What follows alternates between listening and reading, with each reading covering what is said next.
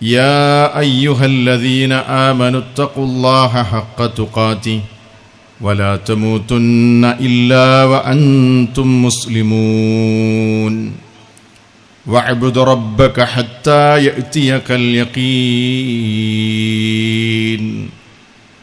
الله أكبر الله أكبر الله أكبر لا إله إلا الله الله أكبر الله أكبر ولله الحمد. സ്നേഹവും ബഹുമാനവുമുള്ള സത്യവിശ്വാസികളെ, സത്യവിശ്വാസിനികളെ, അല്ലാഹു സുബ്ഹാനഹു വ തആലയുടെ അത്യപാരമായ അനുഗ്രഹത്താൽ വളരെയേറെ സന്തോഷം നിറഞ്ഞ ഈ സാഹചര്യത്തിൽ ഈ ഈദ് മുസല്ലയിൽ നമ്മളെല്ലാവരും സമ്മേളിച്ചിരിക്കുകയാണ്. അൽഹംദുലില്ലാഹ്. 30 ദിവസങ്ങൾ വസന്തങ്ങൾ നിറഞ്ഞ നോമ്പ് കാലമായിരുന്നു. പ്രാർത്ഥനയുടെയും നന്മയുടെയും ദീർഘമായ സുജൂദുകളുടെയുമൊക്കെ പൂക്കൾ വിരിയിച്ച മനോഹരമായ റമളാനിൻ്റെ രാവുകളെല്ലാം നമ്മളിൽ നിന്ന് കഴിഞ്ഞുപോയി. ആ ആത്മനിയന്ത്രണത്തിൻ്റെ ജീവിത വഴിയിൽ വിശുദ്ധിയുടെ ഒരു മാസം പിന്നിട്ട് ഇന്ന് വിശ്വാസി സമൂഹം ആത്മഹർഷത്തിൻ്റെ നിറവിൽ ഈദുൽ ഫിത്ർ ആഘോഷിക്കുകയാണ്. അല്ലാഹു സുബ്ഹാനഹു വ തആല നാം ചെയ്ത എല്ലാ സൽക്കർമ്മങ്ങളും നമ്മളിൽ നിന്ന് കബൂൽ ചെയ്യുമാറാകട്ടെ. ഈ ഈദ് മുസല്ലയിൽ ഒരുമിച്ച് ചേർന്ന എല്ലാവർക്കും മഹനീയമായ ഇസ്ലാമിൻ്റെ ഈദിൻ്റെ ആശംസകൾ കൈമാറുകയാണ്. തഖബ്ബലല്ലാഹു മിന്നാ വമിൻകും സ്വാലിഹൽ അഅമാൽ. നമ്മുടെ ആഘോഷത്തിൻ്റെ ഏറ്റവും വലിയ പ്രത്യേകത തന്നെ അതാണ്. നമ്മൾ കണ്ടുമുട്ടുമ്പോഴും ഈദിൻ്റെ മുസല്ലയിലേക്ക് വരുമ്പോഴും എല്ലാം നമ്മൾ കൈമാറുന്ന ആശംസ അതാണ്. നമ്മുടെ ഏറ്റവും വലിയ പ്രതീക്ഷയും നമ്മുടെ ഏറ്റവും വലിയ ആഗ്രഹവും അതാണ്. കഴിഞ്ഞ ഒരു മാസക്കാലം നാം ചെയ്ത സൽക്കർമ്മങ്ങളെല്ലാം നമ്മളിൽ നിന്ന് കബൂൽ ചെയ്യണമെന്ന തേട്ടമാണ് ഈ ഈദ് മുസല്ലയിൽ ഒരുമിച്ച് ചേർന്ന നമ്മുടെ ഓരോരുത്തരുടെയും മനസ്സകങ്ങളിലുള്ളത്. സത്യവിശ്വാസികളെ, നിങ്ങൾ ആലോചിച്ചു നോക്കൂ. വിശ്വാസികൾക്ക് ഈദ് 2 ഈദുകളാണെങ്കിലും, ഈദുൽ ഫിത്റാണെങ്കിലും ഈദുൽ അദ്ഹയാണെങ്കിലും എപ്പോഴാണത് ആഘോഷത്തിൻ്റെയും സന്തോഷത്തിൻ്റെയും ഒക്കെ ഒരു വേളയായി മാറുന്നത്? എപ്പോഴാണ്? മഹത്തായ ചില കർമ്മങ്ങളുടെ പര്യവസാനത്തോടുകൂടെയാണ് നമ്മൾ ഈദുകൾ ആഘോഷിക്കുന്നത്. എങ്ങനെയുള്ള കർമ്മങ്ങളായിരുന്നു അത്? നരകമോചനത്തിന് പര്യാപ്തമാകുന്ന മഹത്തായ കർമ്മങ്ങൾ. ആ കർമ്മങ്ങളെക്കുറിച്ചുള്ള സന്തോഷ വാർത്തകൾ ഒരുപാട് കേട്ട് ആ ഒരു വലിയ പ്രതീക്ഷയുടെ, ആ ഒരു വലിയ ആഗ്രഹത്തിൻ്റെ, ആ ഒരു വലിയ സന്തോഷത്തിൻ്റെ നിറവിലാണ് ഈദ് മുസല്ലയിൽ നമ്മൾ ഒരുമിച്ച് ചേരുന്നത്. മഹാനായ നബി സല്ലല്ലാഹു അലൈഹി വസല്ലം അവിടുന്ന് പഠിപ്പിച്ച ഒരു പ്രവാചക വചനം ഈ സന്ദർഭത്തിൽ ഓർമ്മ വരികയാണ്. സഹോദരങ്ങളെ, സഹോദരികളെ, നിങ്ങൾ ആലോചിച്ചു നോക്കൂ. കഴിഞ്ഞ ഒരു മാസക്കാലം നമ്മൾ പരിശുദ്ധ റമളാനിലെ നിർബന്ധമായ നോമ്പാണ് അനുഷ്ഠിച്ചത്. എന്നാൽ നിർബന്ധ നോമ്പ് പോയിട്ട് ഒരു ദിവസം സുന്നത്തായ നോമ്പ് അനുഷ്ഠിച്ചാൽ അതിന്റെ പ്രതിഫലം എത്രയാണ്? അതുമാത്രം ഒന്ന് ഓർത്തു നോക്കിയാൽ മതി. നബി സല്ലല്ലാഹു അലൈഹി വസല്ലം പറയുന്നു, മൻ സ്വാമ യൗമൻ ഫീ സബീലില്ലാഹ് സഹ്സഹല്ലാഹു വജ്ഹഹു അനിൻ നാരി ബിദാലികൽ യൗമി 70 ഖരീഫാ. മൻ സ്വാമ യൗമൻ ഫീ സബീലില്ലാഹ്, ഒരാൾ ഒരൊറ്റ ദിവസം അല്ലാഹുവിന്റെ മാർഗത്തിൽ ഒരു സുന്നത്ത് നോമ്പെടുത്തു കഴിഞ്ഞാൽ സഹ്സഹല്ലാഹു വജ്ഹഹു അനിൻ നാരി ബിദാലികൽ യൗമി 70 ഖരീഫാ.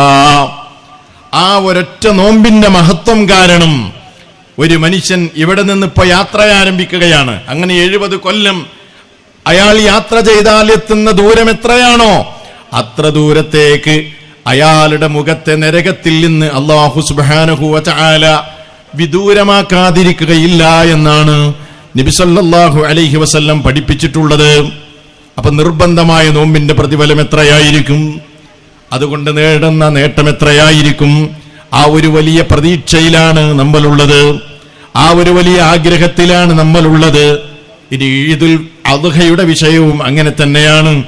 നോക്കൂ, നബി സല്ലല്ലാഹു അലൈഹി വസല്ലം പറയാണ്, അൽ ഉംറത്തു ഇലൽ ഉംറ കഫാറത്തും മാ ബൈനഹുമാ.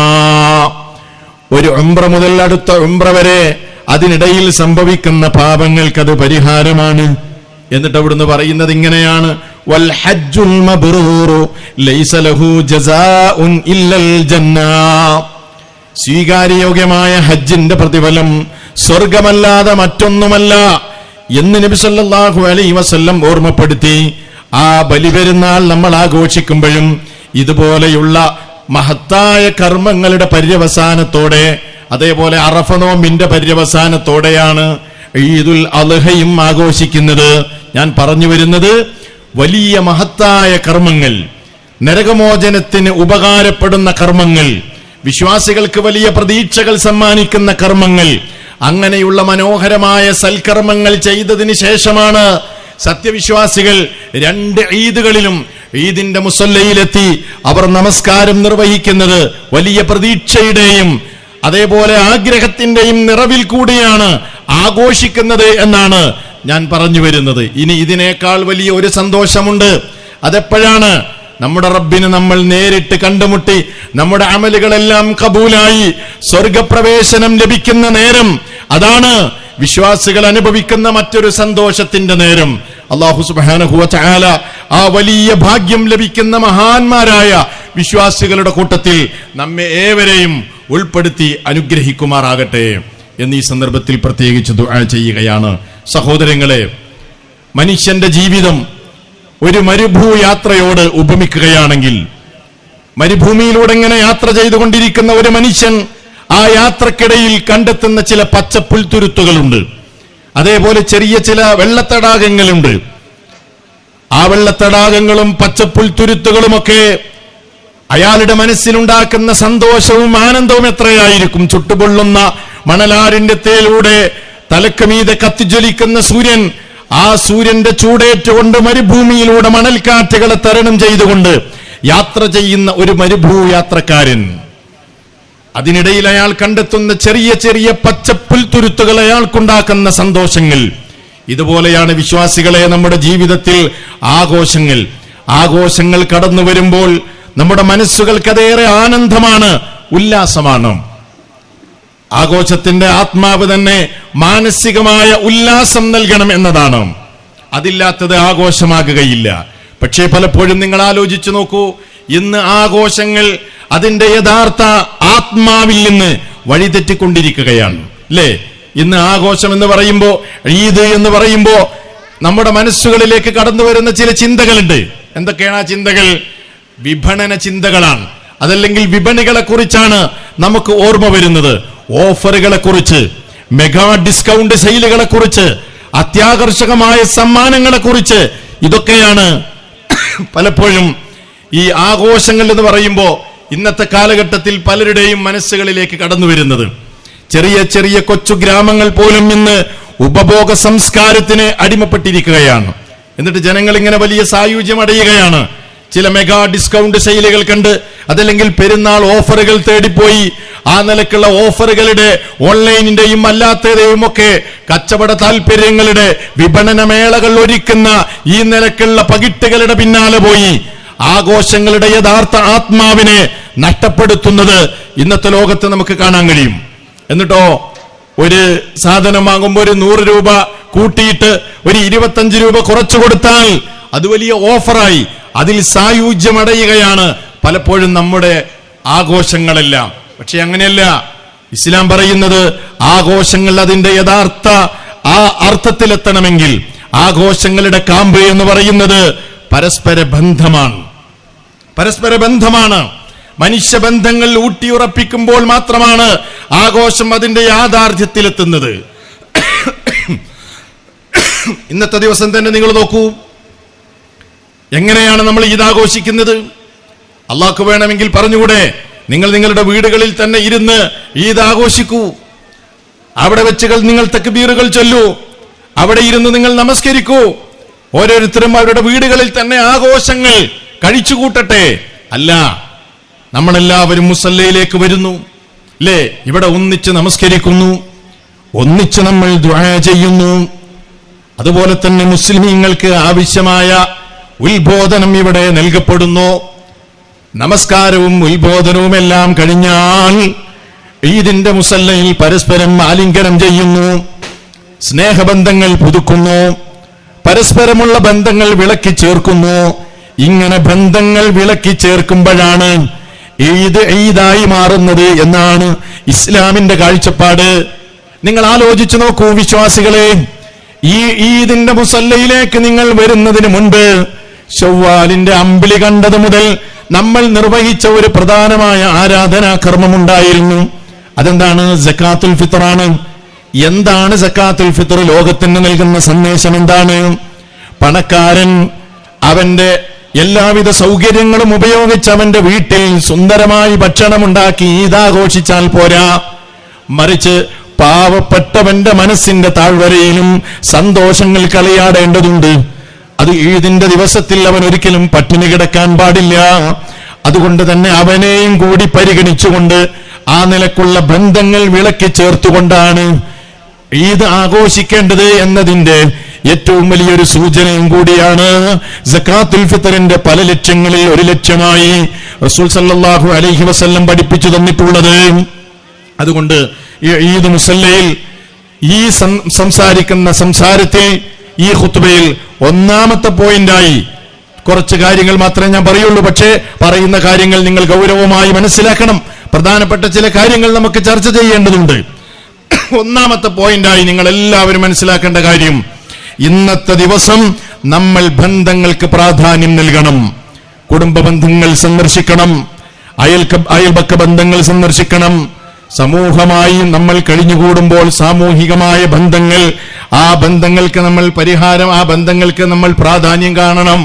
അതേപോലെ തന്നെ എവിടെയെങ്കിലും ബന്ധങ്ങൾക്ക് വിള്ളലുണ്ടായിട്ടുണ്ടെങ്കിൽ ആ വിള്ളലേറ്റ ബന്ധങ്ങളെ അത് അടുപ്പിക്കാനും അത് തുന്നിച്ചേർക്കാനും ആ വിടവുകൾ നികത്താനും നമ്മുടെ ഇന്നത്തെ ആഘോഷത്തിന്റെ ഈ സന്ദർഭം നമുക്കതിനുള്ള വേദിയാകണം എന്നാണ് എനിക്ക് ഓർമ്മപ്പെടുത്താനുള്ളത്.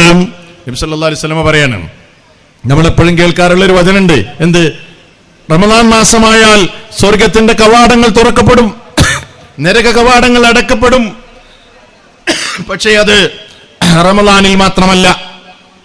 സ്വർഗത്തിന്റെ കവാടങ്ങൾ തുറക്കപ്പെടുന്നത് റമദാനിൽ മാത്രമല്ല. എപ്പോഴാണ്? ആഴ്ചയിൽ 2 പ്രാവശ്യം സ്വർഗത്തിന്റെ കവാടങ്ങൾ തുറക്കപ്പെടുന്നുണ്ട്. നോക്കൂ, നിങ്ങൾ ഇമാം മുസ്ലിം റിപ്പോർട്ട് ചെയ്യുന്ന ഹദീസിൽ കാണാം, റസൂൽ സല്ലല്ലാഹു അലൈഹി വസല്ലം പറയുകയാണ്, തുഫ്തഹു അബ്വാബുൽ ജന്ന യൗമൽ ഇത്നൈനി വ യൗമൽ ഖമീസ്. ഈ ഹദീസ് എല്ലാവരും വളരെ സൂക്ഷിച്ചുകൊണ്ട് കേൾക്കണം. എല്ലാ തിങ്കളാഴ്ചയിലും എല്ലാ വ്യാഴാഴ്ചകളിലും സ്വർഗത്തിന്റെ കവാടങ്ങൾ തുറക്കപ്പെടുന്നതാണ്. എന്നിട്ട് പറയാണ്, ഫയുഗ്ഫറു ലികുല്ലി അബ്ദിൻ ലാ യുശ്രികു ബില്ലാഹി ശൈആ. അല്ലാഹുവിൽ പങ്കു ചേർക്കാത്ത സർവ്വ അടിമകൾക്കും അല്ലാഹു എല്ലാ തിങ്കളാഴ്ചയും വ്യാഴാഴ്ചയും പുറത്തു കൊടുക്കുന്നതാണ്, പാപമോചനം ലഭിക്കുന്നതാണ്. എന്നിട്ട് പറയാണ്, ഇല്ലാ റജുലൻ കാനത് ബൈനഹു വ ബൈന അഖീഹി ശഹ്നാ. എന്നാൽ ഒരാൾക്ക് അല്ലാഹു പുറത്തു കൊടുക്കൂല. ഒരു മനുഷ്യൻ അല്ലാഹു പുറത്തു കൊടുക്കുകയില്ല. ആരാണ് അയാൾ? അയാൾക്കും അയാളുടെ സഹോദരനുമിടയിൽ പിണക്കമുണ്ട്, കാലങ്ങളായി അവർ സംസാരമില്ല, ബന്ധങ്ങൾ വിച്ഛേദിക്കപ്പെട്ടിരിക്കുകയാണ്, യാതൊരു നിലക്കുള്ള ബന്ധവുമില്ല. അങ്ങനെയുള്ള ഒരാൾ, അയാൾ എന്ത് തന്നെ കർമ്മങ്ങൾ ചെയ്തവനാണെങ്കിലും അയാൾക്ക് അല്ലാഹു പുറത്തു കൊടുക്കുന്നതല്ല.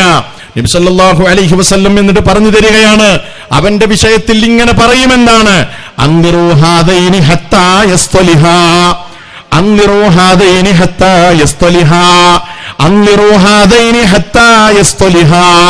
അവർ രണ്ടുപേരും രമ്യതയിലെത്തുന്നത് വരെ അവരുടെ വിഷയത്തിൽ സാവകാശം കാണിക്കൂ, പെൻഡിങ്ങിലിടൂന്നാണ്. നോക്കൂ, അപ്പൊ നമ്മൾ വളരെ പ്രാധാന്യം കാണിക്കേണ്ട ഒരു വിഷയമാണ് നമ്മുടെ ബന്ധങ്ങൾ. അത് വിളക്കി ചേർക്കാൻ നമുക്ക് ഇന്നത്തെ ദിവസം അവസരമാകണം. അതല്ലാതെ ഉപഭോഗ സംസ്കാരം, അതുപോലെ തന്നെ വിപണനം, ഓഫറുകൾ, അതേപോലെ മറ്റുള്ള കാര്യങ്ങൾ, ഇതല്ല. ഇതല്ല, അതൊന്നും വേണ്ടെന്നല്ല, ആവശ്യത്തിന് സാധനം വേണ്ടന്നല്ല പറഞ്ഞതിന്റെ കാര്യം. മനസ്സിലായോ? അപ്പൊ അതുകൊണ്ട് ആഘോഷങ്ങളുടെ ഏറ്റവും മർമ്മപ്രധാനമായ അതിന്റെ ആത്മാവറിഞ്ഞുകൊണ്ടായിരിക്കണം നമ്മൾ ഈദ് ആഘോഷിക്കേണ്ടത്. രണ്ടാമതായി മനസ്സിലാക്കേണ്ടത്, ഒരുപാട് ആളുകൾ തെറ്റിദ്ധരിച്ച ഒരു വിഷയമുണ്ട്. അതെന്താണെന്നറിയോ? റമദാൻ എന്ന് പറഞ്ഞാൽ അതൊരു സീസണാണ് അല്ലെ? ഇന്ന് അങ്ങനെയാണ് മീഡിയകൾ പരിചയപ്പെടുത്തുന്നത്. അതേപോലെ തന്നെ സോഷ്യൽ മീഡിയ, ഇതിലൊക്കെ നമ്മൾ കാണുന്നത് എന്താണ്? റമദാൻ അതൊരു ആരാധനയുടെ സീസൺ. ആ ഒരു സീസൺ വന്നു കഴിഞ്ഞാൽ പിന്നെ ആർക്കും വിട്ടുവീഴ്ചയില്ല. എല്ലാവരും ഉഷാറാകണം, എല്ലാവരും ആരാധനകളിൽ സൽക്കർമ്മങ്ങളിൽ മുഴുകണം, നന്മകൾ ചെയ്യണം. റമദാൻ കഴിഞ്ഞാലോ, സീസൺ കഴിഞ്ഞാലോ പിന്നെ എന്തുമാവാം അല്ലേ? ചെങ്ങലകളെല്ലാം പൊട്ടിച്ച് എല്ലാ നിലക്കുള്ള സർവസ്വതന്ത്രരായി എന്തും ചെയ്യാമെന്ന ഒരു ധാരണയാണ് ഇന്ന് പല ആളുകൾക്കും ഉള്ളത്. അത് അബദ്ധമാണ്. ഇസ്ലാം ഒരിക്കലും അതിനെ അംഗീകരിക്കുന്നില്ല. അങ്ങനെ ആരാധനകൾക്ക് ഒരു പ്രത്യേകിച്ചുള്ള സീസൺ ഇല്ല. മറിച്ച് ഏറ്റവും കൂടുതൽ നന്മകൾ ചെയ്യുകയും അല്ലാഹുവിലേക്ക് അടുക്കുകയും ചെയ്യേണ്ട സമയമുണ്ടെങ്കിൽ പോലും, ഏറ്റവും പ്രതിഫലാർഹമായ സന്ദർഭങ്ങൾ ഉണ്ടെങ്കിൽ പോലും ജീവിതത്തിന്റെ അവസാനം വരെ നന്മകളിൽ നിരതരാകുകയാണ്, സൽക്കർമ്മങ്ങൾ തുടരുകയാണ് വേണ്ടത്. അതാണ് ഞാൻ ആമുഖമായി ഓതി വെച്ച വചനം. അല്ലാഹു സുബ്ഹാനഹു വ തആല പറയുന്നു, വഅബ്ദു റബ്ബക ഹത്താ യഅതിയകൽ യഖീൻ. ഓ നബിയേ, നിങ്ങളുടെ റബ്ബിനെ നിങ്ങൾ ആരാധിക്കണം. ഏതുവരെ? നിങ്ങൾക്ക് യഖീൻ വരുന്നത് വരെ, മരണം വരുന്നത് വരെ. അതിൽ യാതൊരു വിട്ടുവീഴ്ചയുമില്ല. യാ അയ്യുഹല്ലദീന ആമനുത്തഖുല്ലാഹ ഹഖ്ക തുഖാതിഹി വലാ തമൂതുന്ന ഇല്ലാ വഅൻതും മുസ്ലിമൂൻ. വിശ്വാസികളെ, നിങ്ങൾ അല്ലാഹുവിനെ സൂക്ഷിക്കേണ്ട മുറപ്രകാരം സൂക്ഷിക്കണം. വലാ തമൂതുന്ന ഇല്ലാ വഅൻതും മുസ്ലിമൂൻ. നിങ്ങൾ മുസ്ലിമീങ്ങളായിട്ടല്ലാതെ മരിച്ചു പോകരുത്. എന്താ പറഞ്ഞതിന്റെ അർത്ഥം? എപ്പോഴും എല്ലാ സന്ദർഭങ്ങളിലും അള്ളാഹുവിനെ നിരന്തരമായി ആരാധിക്കണം, റബ്ബിനോട് നിരന്തരമായ ബന്ധമുണ്ടാകണം. അതുകൊണ്ട് സഹോദരങ്ങളെ, സഹോദരിമാരെ, ആ നിലക്കുള്ള ധാരണകൾ നമ്മുടെ മനസ്സിലുണ്ടെങ്കിൽ റമദാൻ കഴിഞ്ഞു, ഇനി എനിക്കെന്തുമാകാം, കഴിഞ്ഞ ഒരു മാസക്കാലം ഞാൻ പിടിച്ചു വെച്ചതെല്ലാം ഇനി തുടർന്ന് എനിക്ക് ചെയ്യാം എന്ന് ആരെങ്കിലും വിചാരിക്കുന്നുവെങ്കിൽ അത് മൗഢ്യമാണ്. ഇസ്ലാം ഒരിക്കലും അതിനെ അംഗീകരിക്കുന്നില്ല. നാം ചെയ്ത കർമ്മങ്ങൾ സ്വീകരിക്കപ്പെട്ടിട്ടുണ്ടോ ഇല്ലയോ നമുക്കറിയോ സഹോദരങ്ങളെ? നമ്മൾ ചെയ്ത നോമ്പ്, അതേപോലെ രാത്രികാലങ്ങളിലെ ദീർഘമായ നമസ്കാരം, നമ്മുടെ സക്കാത്ത്, നമ്മുടെ ദാനധർമ്മങ്ങൾ, നമ്മുടെ ഖുർആൻ പാരായണം, നമ്മുടെ ദീർഘമായ സുജൂദുകൾ അല്ലാഹു സ്വീകരിച്ചിട്ടുണ്ടോ ഇല്ലയോ നമുക്കറിയാൻ കഴിയോ? അതിന്റെ ഡീറ്റെയിൽ ആയിട്ട് നമുക്കറിയാൻ കഴിയില്ലെങ്കിലും അതിന്റെ ഏകദേശ സൂചനകൾ ഈ ലോകത്ത് വെച്ചുകൊണ്ട് തന്നെ നമുക്ക് മനസ്സിലാക്കാൻ കഴിയും നമ്മുടെ കർമ്മങ്ങളുടെ സ്ഥിതി എന്താണ് എന്ന്. അതിന് പണ്ഡിതന്മാർ ചില അടയാളങ്ങൾ പറഞ്ഞു തന്നിട്ടുണ്ട്. ആ അടയാളങ്ങൾ 2-3 ഞാൻ നിങ്ങളെ ഓർമ്മപ്പെടുത്തുകയാണ്. ഞാനും നിങ്ങളും ഓരോരുത്തരും സ്വന്തം മനസ്സിനോട് ചോദിക്കുക, ഈ അടയാളങ്ങൾ എന്റെ ജീവിതത്തിൽ എത്രത്തോളം പുലർന്നിട്ടുണ്ട്? മഹാന്മാരായ ഉലമാക്കൾ പറയുന്നു, നമ്മുടെ കർമ്മങ്ങൾ സ്വീകരിക്കപ്പെട്ടിട്ടുണ്ടോ ഇല്ലയോ എന്നതിന്റെ റമദാൻ കഴിഞ്ഞാലുള്ള ലക്ഷണങ്ങളിൽ ഒന്നാമത്തെ ലക്ഷണം ഏതാണ്? തിന്മകളിലേക്ക് തിരിച്ചു പോകാതിരിക്കലാണ്. റമദാനിൽ നമ്മൾ തടഞ്ഞു വെച്ച, നമ്മൾ ഒഴിഞ്ഞു മാറിയ, നമ്മൾ പാടില്ലെന്ന് വിചാരിച്ച് ചെയ്യാതിരുന്ന ഏതൊക്കെ തെറ്റുകളുണ്ടോ, ആ തെറ്റുകളിൽ നിന്ന് ഏതെങ്കിലും തെറ്റുകൾ റമദാൻ വിട പറഞ്ഞു കഴിഞ്ഞാൽ അതിലേക്ക് നമ്മൾ മടങ്ങിയിട്ടുണ്ടോ? ഉണ്ടെങ്കിൽ അതിന്റെ ഒന്നാമത്തെ ലക്ഷണമാണ് ആ മനുഷ്യൻ ചെയ്ത ഒരു മാസത്തെ അയാളുടെ കർമ്മങ്ങൾ അതെല്ലാം വൃഥാവിലായി പോയിരിക്കുകയാണ്, അത് സ്വീകരിക്കപ്പെട്ടിട്ടില്ല എന്നതിന്റെ പ്രകടമായ അടയാളമാണത്. ഒന്ന്, തിന്മയിലേക്ക് തന്നെ മടങ്ങാതിരിക്കലാണ്. രണ്ടാമതായി പണ്ഡിതന്മാര് പറയുന്നത് സിയാദത്തു ത്വാഅ, നന്മകൾ ഏറ്റമേറ്റം വർദ്ധിപ്പിച്ച് റമദാൻ കഴിഞ്ഞാലും തുടർന്ന് ചെയ്യാനുള്ള തൗഫീഖ് കിട്ടുക. റമദാനിൽ ധാരാളം കർമ്മങ്ങൾ നമ്മൾ ചെയ്തു, പക്ഷേ ആ കർമ്മങ്ങളൊക്കെ റമദാൻ കഴിഞ്ഞതോടുകൂടെ സ്റ്റോപ്പായി. റമദാനിന് ശേഷം പിന്നെ അതൊന്നും ചെയ്യുന്നില്ല. നിർബന്ധമായ നോമ്പ് റമളാനിൽ ഉള്ളൂ എങ്കിൽ പോലും അതല്ലാതെ നമ്മൾ ചെയ്ത ധാരാളം സൽക്കർമ്മങ്ങൾ ഉണ്ടായിരുന്നു. അള്ളാഹുവിന്റെ കിതാബ് നമ്മൾ നിവർത്തി ഓതിയിട്ടുണ്ടായിരുന്നു. ദാനധർമ്മങ്ങൾ നമ്മൾ വർദ്ധിപ്പിച്ചിട്ടുണ്ടായിരുന്നു. രാത്രികാലങ്ങളിൽ നിസ്കാരം നമ്മൾ അനുഷ്ഠിച്ചതാണ്. അത് റമളാനിൽ മാത്രമുള്ള നിസ്കാരമല്ലല്ലോ, രാത്രി നമസ്കാരം എപ്പോഴുമുണ്ട്. ഇങ്ങനെ സുന്നത്ത് നോമ്പുകൾ പിന്നെയുമുണ്ട്. ഈ നന്മകളെല്ലാം തുടർന്നും നമുക്ക് ചെയ്യാനും അതിൽ വർധനവ് വരുത്താനും നമുക്കുള്ള ഒരു മാനസികമായ അവസ്ഥയുണ്ടെങ്കിൽ അത് അല്ലാഹു തന്ന അപാരമായ തൗഫീഖാണ്. അവന്റെ കർമ്മങ്ങൾ അല്ലാഹു സ്വീകരിച്ചു എന്നതിന്റെ പ്രകടമായ അടയാളമാണത് എന്നാണ് മഹാന്മാരായ ഉലമാക്കൾ പറയുന്നത്. രണ്ട്, മൂന്നാമത്തേത് മനസ്സിലാക്കുക, വൽഹിദ്റു മിനസ്സയ്യിആത്ത്. തിന്മകൾ കാണുമ്പോൾ, തിന്മകൾ മാടി വിളിക്കുമ്പോൾ ആ തിന്മകളിൽ നിന്ന് വിട്ടു നിൽക്കാനും ജാഗ്രത പുലർത്താനുമുള്ള ഒരു മനസ്സുണ്ട് എങ്കിൽ അതും കർമ്മങ്ങൾ സ്വീകരിച്ചതിന്റെ അടയാളമാണ്. ഇനി ഇതൊന്നുമല്ലാതെ ഒരു ജയിൽ മോചിതനെ പോലെ ശൗവാലങ്ങ് പിറന്നപ്പോ ജയിൽ മോചിതരെ കണ്ടിട്ടില്ലേ? കുറെ കാലമായി, വർഷങ്ങളോളമായി ജയിലിൽ കഴിയുന്ന ഒരു മനുഷ്യനെ ജയില് തുറന്ന് പുറത്തേക്കങ്ങ് വിട്ടപ്പോ അയാൾക്ക് സ്വാതന്ത്ര്യത്തിന്റെ പുതിയ നാള് വന്നപ്പോ അയാൾ ഇങ്ങനെ ആലോചിക്കുകയാണ്, ഞാൻ എന്തൊക്കെയാണ് ചെയ്യേണ്ടത്. അയാൾ ഇങ്ങനെ അങ്ങോട്ടും ഇങ്ങോട്ടും ഓടുകയാണ്. അയാൾ ഇങ്ങനെ ആകപ്പാടെ വെപ്രാളം പിടിച്ചിരിക്കുകയാണ്. പുതിയ സ്വാതന്ത്ര്യമാണ്, എന്തൊക്കെ ചെയ്യേണ്ടതെന്ന കൺഫ്യൂഷനാണ്. ഇതേപോലെയാണ് ശൗവാൽ പിറന്നതൊരു പുതിയ സ്വാതന്ത്ര്യത്തിന്റെ അവസ്ഥയായിട്ടാണ് നമ്മൾ കാണുന്നതെങ്കിൽ നമ്മുടെ അമലുകളൊന്നും തന്നെ കബൂലായിട്ടില്ല എന്നതിന്റെ അടയാളമാണതെന്ന് മഹാന്മാരായ ഉലമാ പറയുന്നു. അല്ലാഹു അത്തരക്കാരിൽ നിന്ന് നമ്മേവരെയും കാത്തുരക്ഷിക്കുമാറാകട്ടെ. വിശ്വാസികളെ, മൂന്നാമതായി എനിക്ക് ഓർമ്മപ്പെടുത്താനുള്ളത്, നമ്മൾ ഇന്ന് ആഘോഷത്തിന്റെ ദിവസത്തിലാണ്, ഈദ് ആഘോഷിക്കുന്ന സന്ദർഭത്തിലാണ്. ലോകത്ത് ഒരുപാട് ആഘോഷങ്ങളുണ്ട്. പക്ഷേ ആ ആഘോഷങ്ങളിൽ നിന്നെല്ലാം വ്യത്യസ്തമാണ് നമ്മുടെ ആഘോഷങ്ങൾ എന്ന് നമ്മൾ മനസ്സിലാക്കണം. നമ്മുടെ ആഘോഷങ്ങൾ ആരാധനാ സമ്മിശ്രമാണെന്ന് മാത്രമല്ല, അതിർവരമ്പുകളുള്ള ആഘോഷങ്ങളാണ് നമുക്ക് അല്ലാഹു നിശ്ചയിച്ചു തന്നിട്ടുള്ളത്. അതല്ലാതെ സർവസ്വതന്ത്രരായി എന്തും ചെയ്യാനുള്ള ലൈസൻസ് അല്ല. ആഘോഷത്തിന്റെ ദിനങ്ങൾ എന്ന് നമ്മൾ പറയണം, നമ്മൾ മനസ്സിലാക്കണം. അത് ആഘോഷങ്ങൾ മാത്രമല്ല, നമ്മുടെ ജീവിതം തന്നെ അങ്ങനെയാണ്. നമ്മുടെ ജീവിതത്തിൽ തന്നെ ചില അതിർവരമ്പുകളുണ്ട്. ആ അതിർവരമ്പിന്റെ പ്രഘോഷണമാണ്, അതിന്റെ പ്രഖ്യാപനമാണ് ഈദ് മുസല്ലയിലേക്ക് നമ്മൾ വന്നപ്പോഴും അതിനു മുമ്പുമൊക്കെ നമ്മൾ ഇങ്ങനെ ചൊല്ലിയ തക്ബീറുകളില്ലേ? എന്താണ് ആ തക്ബീറുകളിൽ പറയുന്നത്?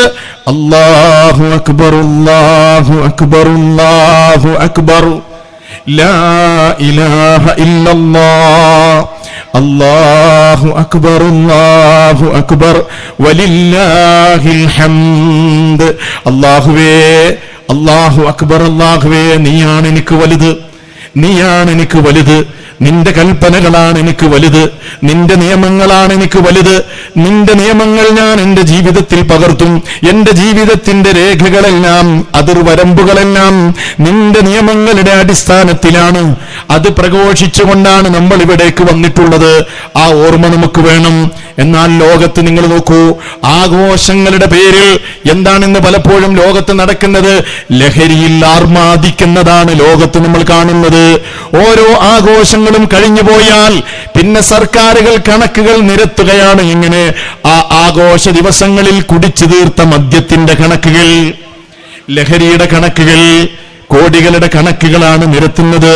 പക്ഷേ ഇസ്ലാമിനെ സംബന്ധിച്ചിടത്തോളം ലഹരി നുണഞ്ഞുകൊണ്ടുള്ള ഒരു ആഘോഷം ഇസ്ലാമിലില്ല.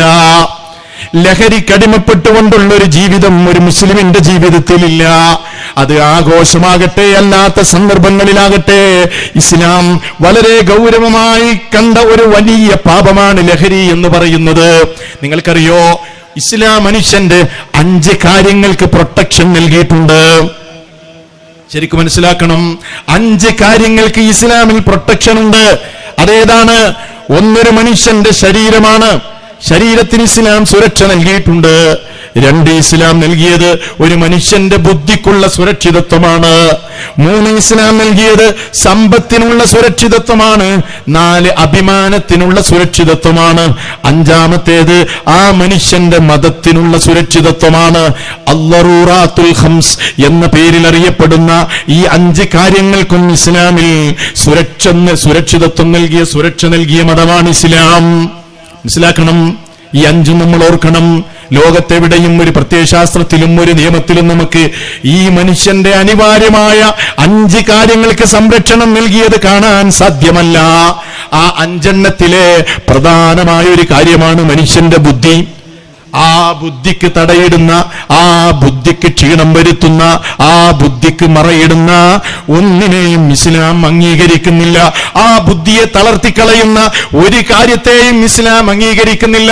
മദ്യം എന്ന് പറഞ്ഞാൽ തന്നെ അൽ ഖംർ എന്നാണല്ലോ മദ്യത്തിന് ഇസ്ലാം അറബിയിൽ പറയുന്നത്. ഖംർ അല്ലേ? ഖംർ, ഹിമാർ എന്ന് പറയുന്നത് എന്തിനാണ്? സ്ത്രീകൾ ധരിക്കുന്ന അവരുടെ തലമക്കനക്കാണ് ഹിമാർ എന്ന് പറയുന്നത്. ഖംർ എന്ന പദം അതിനോട് സാമ്യമില്ലേ? എന്താ ഖംർ എന്ന് പറഞ്ഞാൽ? മാ ഖാമറൽ അഖ്ല, മനുഷ്യന്റെ ബുദ്ധിക്ക് മറയിടുന്ന, അവനല്ലാതാക്കി മാറ്റുന്ന, അവന്റേതായ എല്ലാ ബോധങ്ങളും നഷ്ടപ്പെടുത്തുന്ന ഖംർ. ആ ഖംറുമായി ബന്ധപ്പെട്ട, ലഹരിയുമായി ബന്ധപ്പെട്ട ചെറുതോ വലുതോ എന്തുമാകട്ടെ മനുഷ്യ, നിനക്ക് നിന്റെ റബ്ബ് തന്ന ഏറ്റവും വലിയ അനുഗ്രഹമായ ഈ 5 കാര്യങ്ങളിലെ പ്രധാനമായ നിന്റെ ബുദ്ധിയെ തളർത്തുന്നതാണ്. അതുകൊണ്ട് അതിലേക്ക് അടുക്കുക പോലും ചെയ്യരുത് എന്നാണ് അല്ലാഹു സുബ്ഹാനഹു വ തആല പറയുന്നത്. പിന്നെ എങ്ങനെയാണ് മുസ്ലിമിനെ അതിനോട് സമീപിക്കാൻ കഴിയുക? വിശുദ്ധ ഖുർആൻ നിങ്ങൾ ആലോചിച്ചു നോക്കൂ. ഞാൻ പലപ്പോഴും അത്ഭുതപ്പെട്ടു പോയ ചില വചനങ്ങളാണ് മദ്യവുമായി ബന്ധപ്പെട്ട് സൂറത്തുൽ മാഇദയിലെ 91-ാമത്തെ 90-91 വചനങ്ങൾ. അല്ലാഹു പറയാണ്, യാ അയ്യുഹല്ലദീന ആമനൂ ഇന്നമൽ ഖംറു വൽ മൈസിറു വൽ അൻസാബു والأزلام رجز من عمل الشيطان فاجتنبوه لعلكم تفلحون إنما يريد الشيطان أن يوقع بينكم العداوة والبغضاء في الخمر والميسر ويصدكم عن ذكر الله وعن الصلاة فهل أنتم منتهون. പ്രിയപ്പെട്ട വിശ്വാസികളെ, വിശ്വാസിനികളെ, ഇന്ന് തന്നെ നിങ്ങൾ ഈ ആയത്തിന്റെ യഥാർത്ഥത്തിൽ അതിന്റെ വ്യാഖ്യാനം എന്താണെന്ന് തഫ്സീറുകൾ പരിശോധിച്ച് മനസ്സിലാക്കണം. ഞാനൊരു ചുരുക്കം എന്ന നിലക്ക് ചില കാര്യങ്ങൾ പറയാണ്.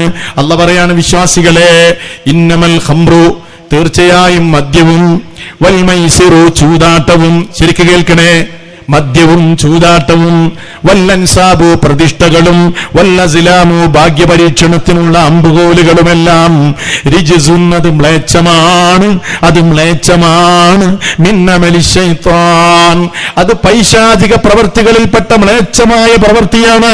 എന്നിട്ട് അല്ലാഹു പറയാണ്, ഫജ്തനിബൂ, നിങ്ങൾ അതിനെ ഒഴിവാക്കണേ, അതിനെ നിങ്ങൾ അകറ്റി നിർത്തണേ, ലഅല്ലക്കും തുഫ്ലിഹൂൻ, നിങ്ങളുടെ ജീവിത വിജയത്തിന് അനിവാര്യമായും ഇപ്പറഞ്ഞ കാര്യങ്ങൾ ഖംറും മൈസിറും അൻസാബും അസ്ലാമും ഒക്കെ ജീവിതത്തിൽ നിന്ന് പാടെ ഒഴിവാക്കണേ. ഇത് പറഞ്ഞിട്ട് അല്ലാഹു പറഞ്ഞ കാര്യമുണ്ടെന്ന്. എന്താ പറഞ്ഞെന്നറിയോ? ഇത് കേട്ടോ. ഇന്ന് ലോകം എത്തി നിൽക്കുന്ന ദുരന്തത്തിന്റെ അടിസ്ഥാന കാരണം 1400 കൊല്ലങ്ങൾക്കപ്പുറത്ത് വിശുദ്ധ ഖുർആൻ ലോകത്തോട് വിളിച്ചു പറഞ്ഞിരിക്കുകയാണ് അല്ലേ? മദ്യവും അതേപോലെ ലഹരിയുമൊക്കെ വ്യാപകമായി ഉപയോഗിച്ച് എന്തുണ്ട് പരിഹാരമെന്ന് അന്വേഷിച്ച് നടക്കുന്ന ലോകം പല നിലക്കുള്ള പരിഹാരങ്ങൾ പറയുമ്പോഴും ആ പരിഹാരങ്ങളൊന്നും വെച്ചുപിടിക്കാതെ പോകുന്നത് അടിസ്ഥാനപരമായ കാരണങ്ങൾ മനസ്സിലാക്കാതെയുള്ള ചികിത്സയായതുകൊണ്ടാണ്. ഖുർആൻ പറയുന്നത് എന്തെന്നറിയുമോ? ഇന്നമാ യുരീദു ശൈത്വാൻ, പിശാച് ഉദ്ദേശിക്കുന്നത് എന്താണെന്നറിയുമോ?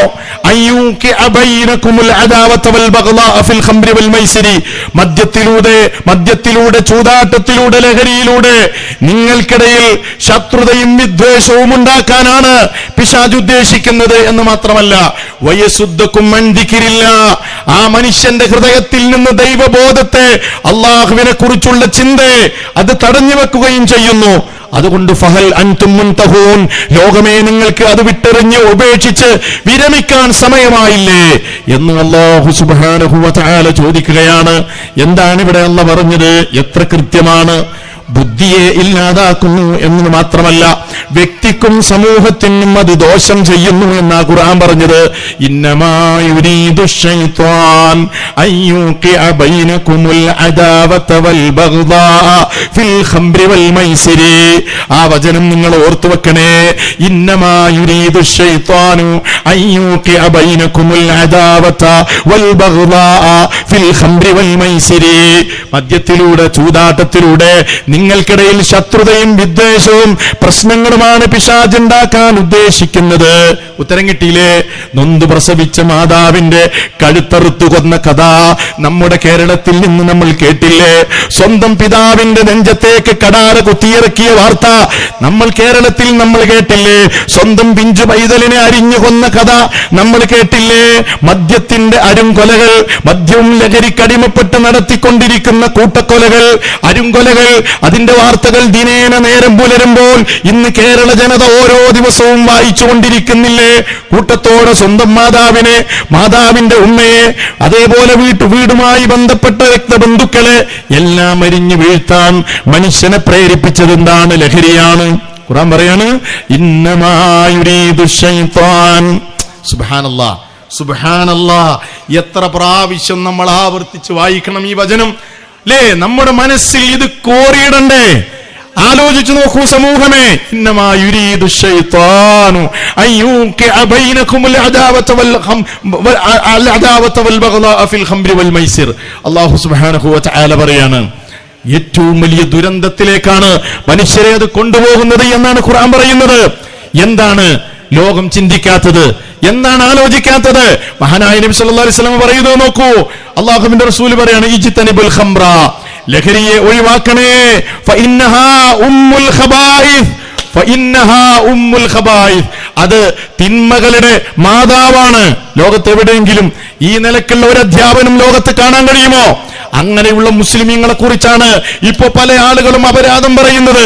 മുസ്ലിമീങ്ങളാണത്രേ ലഹരിയുടെയും അതേപോലെ ലഹരി വിൽപ്പനക്കാരുടെയും അതേപോലെ ഡ്രഗ് ഡീലർമാരുമൊക്കെയായി പ്രവർത്തിക്കുന്നത് എന്ന് യാതൊരു നിലക്കുള്ള ബോധവുമില്ലാതെ സംസാരിക്കുന്ന ആളുകളെ ലോകത്ത് കാണാൻ കഴിയും. പക്ഷേ ഇല്ല, യഥാർത്ഥമായ ഒരു മുസ്ലിമിന് അടുക്കാൻ കഴിയില്ല.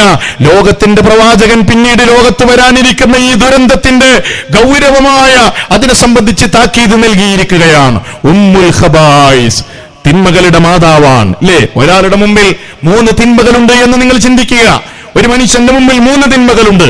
ഒന്ന് കൊലയാണ്, മറ്റൊന്ന് വ്യഭിചാരമാണ്, മൂന്നാമത്തേത് ലഹരിയാണ്. ഏത് തെരഞ്ഞെടുക്കണം?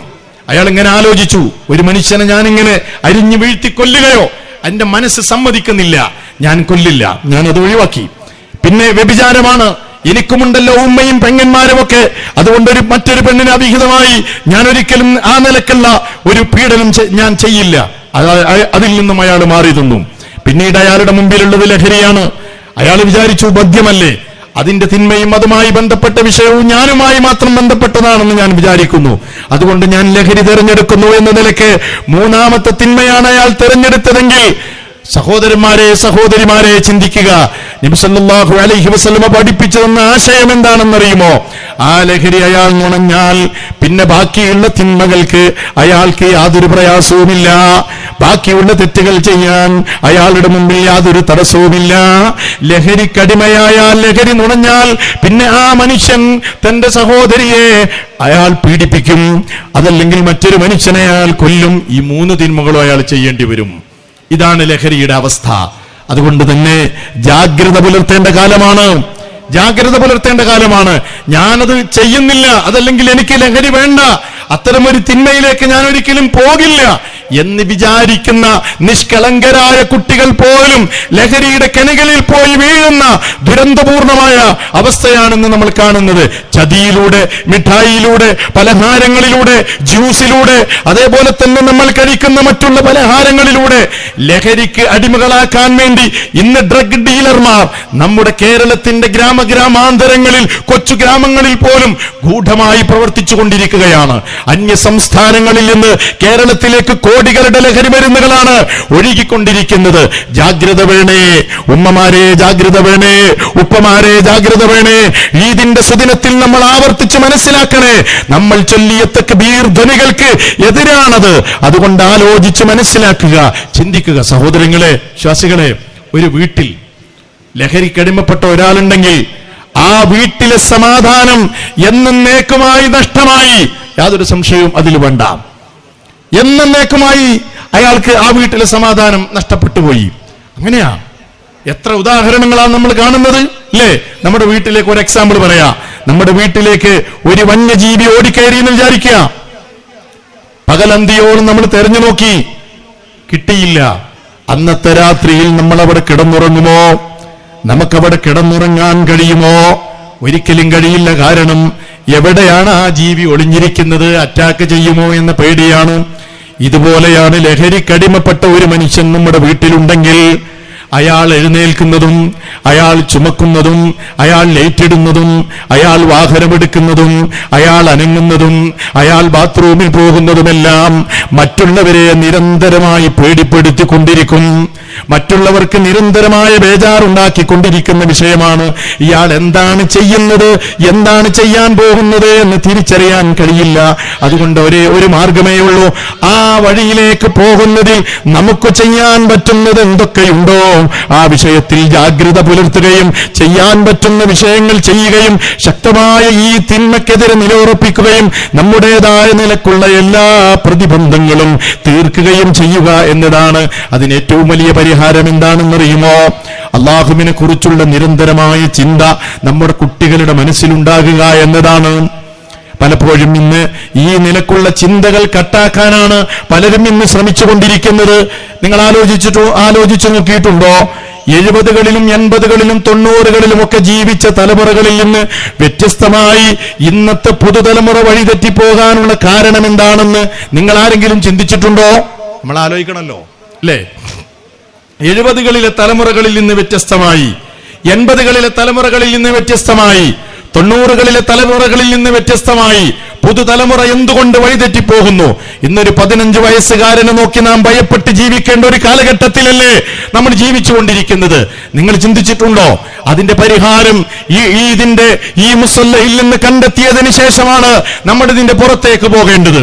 70കളിലും 80കളിലും 90കളിലും ഒക്കെ ജീവിച്ചിരുന്ന തലമുറകൾ, അവരെ സംബന്ധിച്ചിടത്തോളം അവര് ഉമ്മ എന്ന് പറഞ്ഞാൽ ഉമ്മയോട് സ്നേഹമുണ്ടായിരുന്നു, ആദരവുണ്ടായിരുന്നു. അതുപോലെ തന്നെ ഉമ്മയോടൊരു ഭയമുണ്ടായിരുന്നു, അല്ലേ? ഉമ്മയെ സംബന്ധിച്ച് വാപ്പയോട് സ്നേഹമുണ്ടായിരുന്നു, വാപ്പയോട് ആദരവുണ്ടായിരുന്നു, വാപ്പയെക്കുറിച്ചുള്ള ഭയമുണ്ടായിരുന്നു. അധ്യാപകനോട് സ്നേഹമുണ്ടായിരുന്നു, അധ്യാപകനോട് ആദരവുണ്ടായിരുന്നു, അധ്യാപകനോട് അല്ലെങ്കിൽ അധ്യാപകനെ സംബന്ധിച്ചുള്ള ഭയമുണ്ടായിരുന്നു. സമൂഹത്തോട് സ്നേഹമുണ്ടായിരുന്നു, ആദരവുണ്ടായിരുന്നു. ചുറ്റുപാടുള്ള കാരണവന്മാരോട് അവരോട് ആ നിലക്കുള്ള ബഹുമാനമുണ്ടായിരുന്നു. സമൂഹത്തെയും പേടിച്ചിരുന്നു. പക്ഷേ ഇന്നങ്ങനെയല്ല. ഇന്ന് ഈ നിലക്കുള്ള എല്ലാ രൂപത്തിലുള്ള സ്നേഹവും ബഹുമാനവും ആദരവും അതേപോലെ തന്നെ പേടിയുമൊക്കെ വളർന്നുകൊണ്ടിരിക്കുന്ന പിഞ്ചു തലമുറകളുടെ പുതുതലമുറകളുടെ മനസ്സിൽ നിന്ന് കട്ടായി പോയിരിക്കുകയാണ്. പലരും ബോധപൂർവം അതിനെ കട്ട് ചെയ്തിരിക്കുകയാണ്. ആരാണത് കട്ട് ചെയ്തത്? ആരാണ് നമ്മുടെ കുട്ടികളുടെ മനസ്സുകളിൽ നിന്ന് ഈ നിലക്കുള്ള സ്നേഹത്തെയും ബഹുമാനത്തെയും ഭയത്തെയും ഒക്കെ കട്ട് ചെയ്തത് ആരാണ്? ആലോചിക്കണ്ടേ, അല്ലേ? അധ്യാപകനെ നോക്കി പറയുകയാണ് പുതുതലമുറ, എന്നെ നിയന്ത്രിക്കണ്ടട്ടോ, എന്നെ നിയന്ത്രിക്കേണ്ട, പുറത്തിറങ്ങിയാൽ ഞാൻ കാണിച്ചു തരാം എന്ന് പറയാൻ ആ നിലക്ക് ആരോടും ഒരു റെസ്പെക്റ്റും വേണ്ട. നമുക്ക് സ്വതന്ത്രരായി ജീവിക്കാം. മൈ ബോഡി മൈ ചോയ്സ്, എനിക്കിഷ്ടപ്രകാരം ഞാൻ ജീവിക്കും. എന്നെ ആരും നിയന്ത്രിക്കേണ്ടതില്ല. എനിക്ക് നിയന്ത്രണം ഇഷ്ടമില്ല. എനിക്ക് ആരെയും റെസ്പെക്ട് ചെയ്യുന്നത് ഇഷ്ടമില്ല. ഞാൻ ഉദ്ദേശിക്കുന്നത് പോലെയാണ് ഞാൻ ജീവിക്കുന്നത് എന്ന നിലക്കുള്ള ഒരു ബോധം നമ്മുടെ കുട്ടികളുടെ മനസ്സുകളിലേക്ക് ആരാണ് ഇട്ടുകൊടുത്തത്? സംശയമില്ല, അതിലേറ്റവും പ്രധാനമായ പങ്ക് വഹിച്ചത് നമ്മുടെ നാട്ടിൽ നിസാരമായ പ്രശ്നങ്ങൾ ഊതിവീർപ്പിച്ചുകൊണ്ട് രാത്രികാലങ്ങളിൽ നടത്തുന്ന അന്തിച്ചർച്ചാ മീഡിയകളും ഇടത് കപട പുരോഗമനവാദികളും ബുദ്ധിജീവികളും ഒക്കെയാണ്. സോഷ്യൽ മീഡിയയിലൂടെയും അതുപോലെ തന്നെ അധുനാധുനിക സംവിധാനങ്ങളിലൂടെയും മീഡിയകളിലൂടെയും ഒക്കെ കുട്ടികളുടെ മനസ്സുകളിലേക്ക് ഈ നിലക്കുള്ള ചിന്തകൾ ഇട്ടുകൊടുത്തിരിക്കുകയാണ്. എന്താണ് അതുകൊണ്ടുണ്ടായത്? വാപ്പയെ ഭയമില്ലാത്ത, ഉമ്മയെ പേടിക്കാത്ത, സമൂഹത്തെ പേടിക്കാത്ത ഒരു കുടുംബത്തിൽ നിന്ന് വളർന്നു വരുന്ന കുട്ടികൾ. ആ കുട്ടികളെ മറ്റുള്ളവർ സ്വാധീനിക്കുക എന്നത് ഏറെ സാധ്യതയുള്ള കാര്യമാണ്, ഇല്ലേ? ആരെയും പേടിക്കാനില്ല, എവിടേക്ക് പോകുന്നു എന്ന് അന്വേഷിക്കാൻ ആരുമില്ല, എന്ത് ചെയ്യുന്നു എന്ന് അന്വേഷിക്കാനില്ല. വാപ്പയെ പേടില്ല, വാപ്പ നിങ്ങൾ നിങ്ങളെ കാര്യം നോക്കിയാൽ മതി, എന്നെ നിയന്ത്രിക്കേണ്ടതില്ല, അല്ലേ? ഉമ്മയെ പേടില്ല, ആരെയും പേടില്ല. അങ്ങനെയുള്ള ശിഥിലമായ ഒരു കുടുംബ പശ്ചാത്തലത്തിൽ നിന്ന് വളർന്നു വരുന്ന വിദ്യാർത്ഥികൾ ആരാണെങ്കിലും വഴിതെറ്റിപ്പോകാൻ ഏറെ സാധ്യതയുണ്ട്. അതുകൊണ്ട് എപ്പോഴും, അല്ലേ, സ്വാതന്ത്ര്യം എന്ന് പറഞ്ഞാൽ എന്താ? ചില ആളുകൾക്ക് മനസ്സിലാക്കിയിട്ടുള്ളത് സ്വാതന്ത്ര്യം എന്ന് പറഞ്ഞാൽ യാതൊരു നിയന്ത്രണവുമില്ലാതെ കുത്തഴിഞ്ഞ് ജീവിക്കുക എന്നതാണോ? അല്ല. നേരായി ജീവിക്കണമെങ്കിൽ മനുഷ്യ ജീവിതത്തിൽ കുറച്ച് നിയന്ത്രണങ്ങളൊക്കെ വേണം. ആ നിയന്ത്രണങ്ങളില്ലെങ്കിൽ മനുഷ്യനിവിടെ നല്ലവനായി ജീവിക്കാൻ കഴിയില്ല. അപ്പൊ എത്ര വലിയ സ്വാതന്ത്ര്യം ആവശ്യപ്പെടുന്ന ആളാണെങ്കിലും ഇന്ത്യ രാജ്യത്ത് ജീവിക്കുകയാണെങ്കിൽ ഇന്ത്യ രാജ്യത്തിന്റെ ഭരണഘടനക്കനുസൃതമായിട്ടല്ലേ അയാൾക്ക് ജീവിക്കാൻ കഴിയുള്ളൂ. പിന്നെ എങ്ങനെയാണ് ഈ സർവ്വസ്വതന്ത്രനായി ഒരാൾ ഈ ലോകത്ത് ജീവിക്കുക എന്ന് പറയുന്നത്? അത് അസംഭവ്യമാണ്. ഒരു മുസ്ലിമിനെ സംബന്ധിച്ചിടത്തോളം അവന്റെ ജീവിതത്തിൽ അവന് ചില നിയന്ത്രണങ്ങളുണ്ട്. അവന്റെ വാപ്പയെ അവനെ നിയന്ത്രിക്കണം, ഉമ്മയെ അവനെ നിയന്ത്രിക്കണം, പരസ്പരം ആദരിക്കണം, വാപ്പാനെ മനസ്സിലാക്കണം, ഉമ്മയെ മനസ്സിലാക്കണം, അധ്യാപകനെ മനസ്സിലാക്കണം. ഇതൊക്കെ ഈ നിലക്കുള്ള ഒരു ചിന്ത നമ്മുടെ മനസ്സിൽ ഉണ്ടെങ്കിലേ ഇതിനൊക്കെ പരിഹാരമാവുള്ളൂ. അതിനെന്താ പരിഹാരം? അല്ലാഹു സുബ്ഹാനഹു വ തആല അവനാണ് എനിക്ക് ഏറ്റവും വലുത് എന്ന് നാം ഈ ചൊല്ലിക്കൊണ്ടിരിക്കുന്ന തക്ബീർ ധ്വനികളുണ്ടല്ലോ, ആ പ്രഖ്യാപനം, ആ ആദർശമാണ് മുസ്ലിമേ നമ്മുടെ ജീവിതത്തിന്റെ ആദർശം. അതാണ് നമ്മൾ പ്രഖ്യാപിക്കുന്നത്.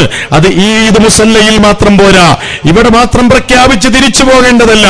അത് ജീവിതത്തിൽ മുഴുവനും മുറുകെ പിടിക്കാൻ ഒരുക്കമാണോ അവിടെ നമ്മൾ വിജയിക്കും, നമ്മുടെ കുടുംബം വിജയിക്കും.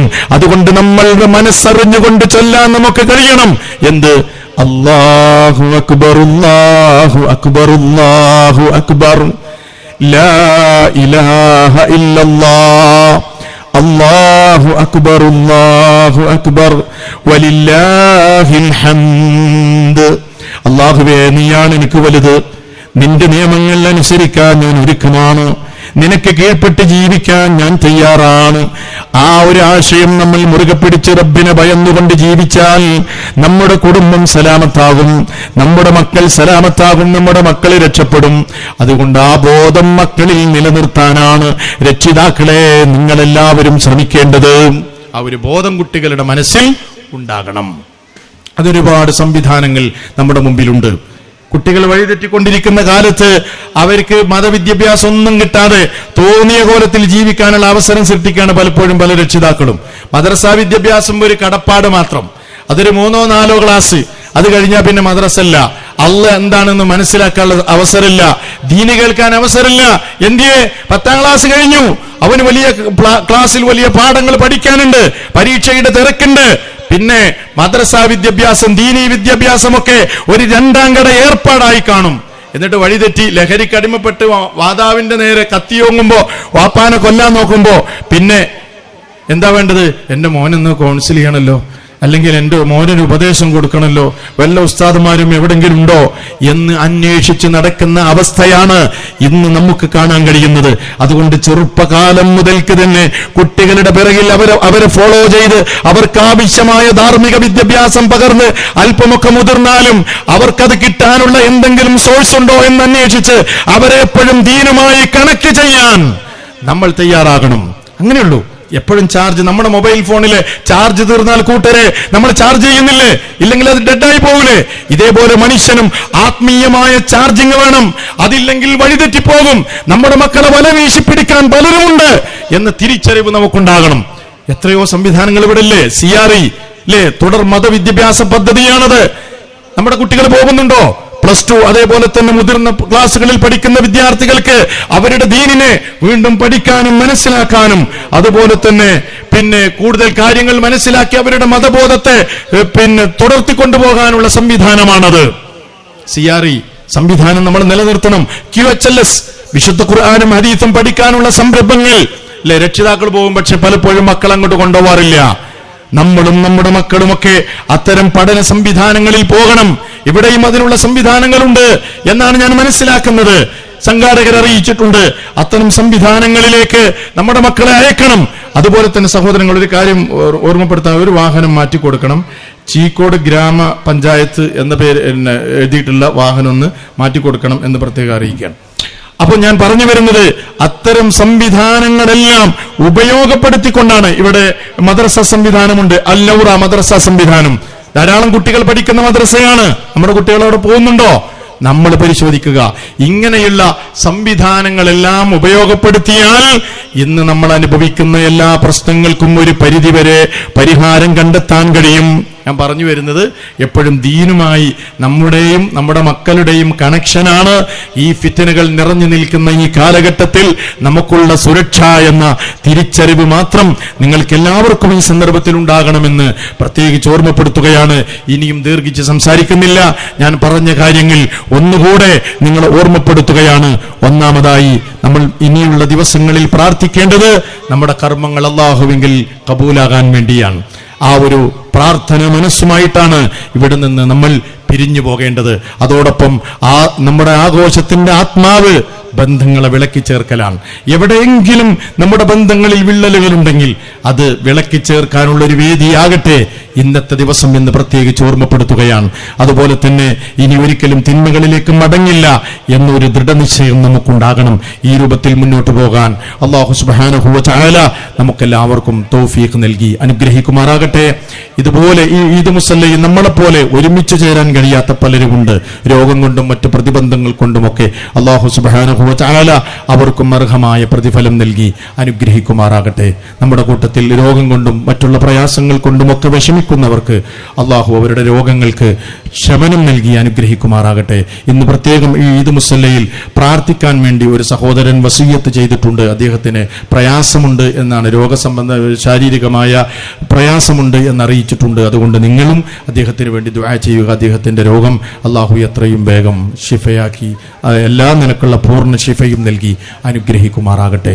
ലോകത്ത് നമ്മൾ ഇന്ന് ഈദ് ആഘോഷിക്കുമ്പോഴും അവരുടെ ശത്രുക്കളിൽ നിന്നുള്ള പീഡനങ്ങളാൽ ബുദ്ധിമുട്ടുന്ന പ്രയാസമനുഭവിക്കുന്ന മുസ്ലിം സഹോദരങ്ങളുണ്ട്. അല്ലാഹു അവർക്ക് സമാധാനം നൽകുമാറാകട്ടെ. അവരുടെ ശത്രുക്കൾക്കെതിരിൽ അല്ലാഹു അവർക്ക് വിജയം നൽകി അനുഗ്രഹിക്കുമാറാകട്ടെ എന്ന് സന്ദർഭത്തിൽ പ്രത്യേകമായി ദുആ ചെയ്യുകയാണ്. എല്ലാ നിലക്കുമുള്ള കടബാധ്യതകൾ, പ്രയാസങ്ങൾ, ബുദ്ധിമുട്ടുകൾ, ജീവിത മേഖലയിൽ അനുഭവിക്കുന്ന പ്രയാസങ്ങൾ എല്ലാറ്റിനും അല്ലാഹു നമുക്കെല്ലാവർക്കും പരിഹാരം നൽകി നമ്മുടെ ജീവിതത്തിൽ സമാധാനം നൽകി അനുഗ്രഹിക്കുമാറാകട്ടെ. അല്ലാഹുമ്മ ഗ്ഫിർ ലിൽ മുഅ്മിനീന വൽ മുഅ്മിനാത്ത് വൽ മുസ്ലിമീന വൽ മുസ്ലിമാത്ത് الأحياء منهم والأموات إنك سميع قريب مجيب الدعوات اللهم أعز الإسلام والمسلمين وأذل الشرك والمشركين ودمر أعداء الدين وانصر عبادك الموحدين ربنا اغفر لنا ولإخواننا الذين سبقونا بالإيمان ولا تجعل في قلوبنا غلا للذين آمنوا ربنا إنك رؤوف رحيم ربنا آتنا في الدنيا حسنة وفي الآخرة حسنة وقنا عذاب النار.